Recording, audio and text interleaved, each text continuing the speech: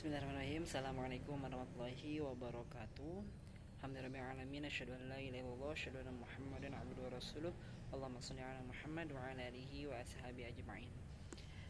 Ikhwan sekalian, saya di sini mau sharing lagi di Edward Talk episode kesekian ya.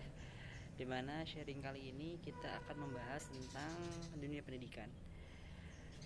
Kita lihat bahwasanya tentu kita berusaha dan menginginkan agar pendidikan Indonesia itu mampu untuk menciptakan, melahirkan generasi para pelajar ya, para akademisi yang kemudian bisa membuat menjadi dongkrak perubahan bangsa. Karena perubahan bangsa itu tergantung bagaimana level pendidikannya.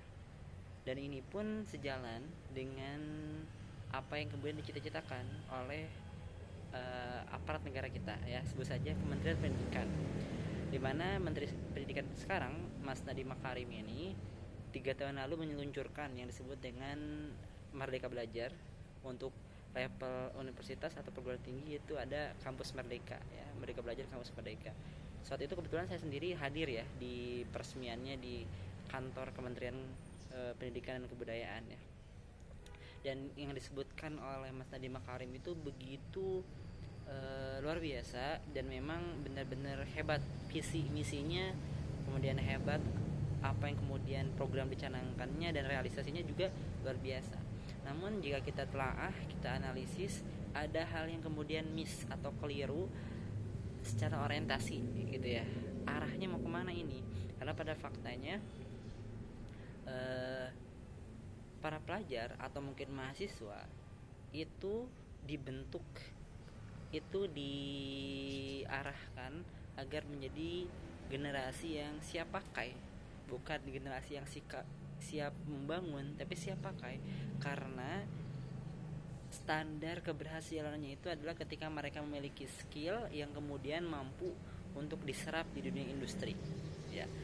Ketika mereka memiliki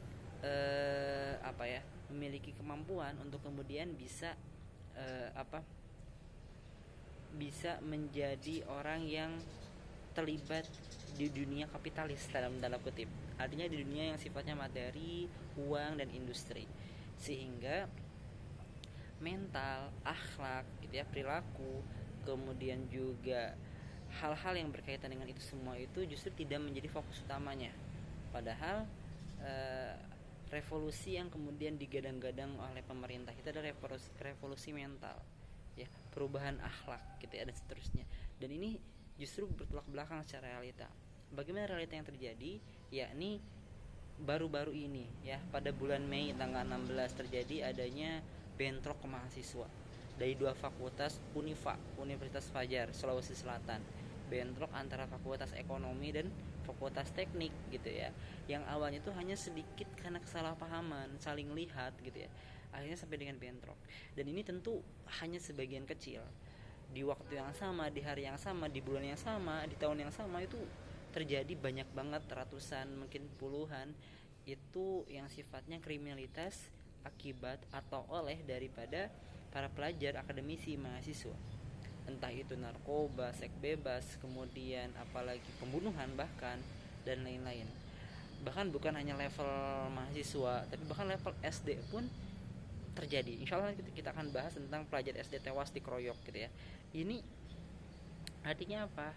Ada kegagalan sistemik yang kemudian bisa melahirkan ini semua. Kenapa? Karena yang dijalankan, program yang dijalankan adalah berfokus terhadap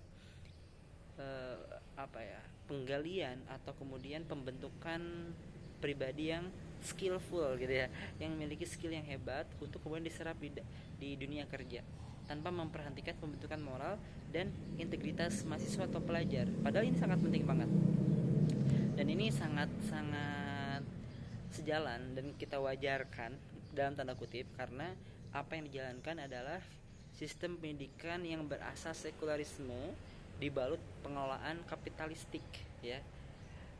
Sekularisme asasnya itu tidak mengindahkan yang namanya peran agama, dan semuanya itu dibalut dengan pengelolaan kapitalistik ya, uang, materi, industri, dan seterusnya.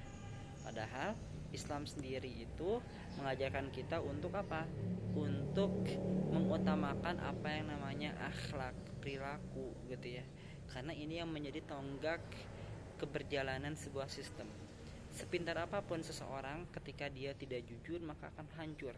Yang lahir apa adalah para koruptor, yang lahir adalah para penipu gitu ya, penguasa-penguasa yang zalim dan seterusnya.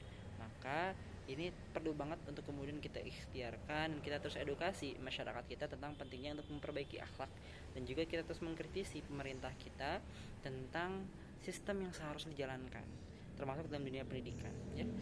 Mudah-mudahan kita menjadi bagian orang yang bisa merubah itu semua dan memperjuangkan itu sampai dengan itu tegak di tengah-tengah di bumi Allahnya Subhanahu wa taala. Barakallahu fikum. Assalamualaikum warahmatullahi wabarakatuh.